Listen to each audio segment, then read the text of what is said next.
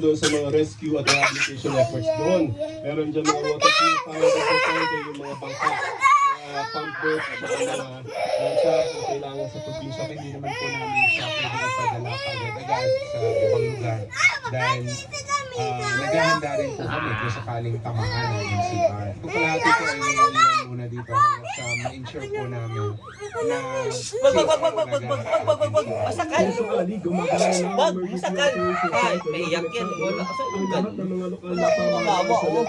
Iyak tuloy. Wala. Ay, kawawa. Huwag ganunin. Kawawa. Mga pumping station nila para hindi na bumabad ang mga baha. yung mga pumping stations po natin. Nagtrumpada na.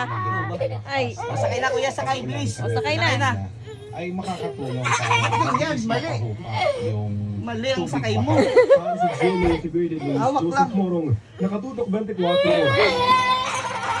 hindi na Picture. Okay yung...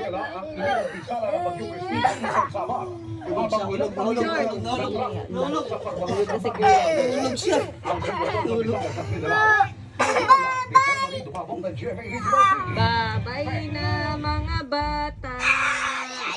Babay na mga bata. Sa ganang halos walang tigil na pag-ulan kahapon, maraming lugar sa Eastern Visayas ang nakaranas ng pagbaha. Ang iba ang umabot hanggang dibdib ang taas ng tubig. Aray, karoy. Umarang. Isang Magkaon Elementary School sa bayan ng Mapatas, Northern Samar, Ay, binaha sakit. bunsod ng walang tigil na pag-ulan. Ayon sa Chico Juarez Bandia, Alay na ako. umabot hanggang dibdib ang level ng tubig baha. Nagsisigil at umubad ang sasala.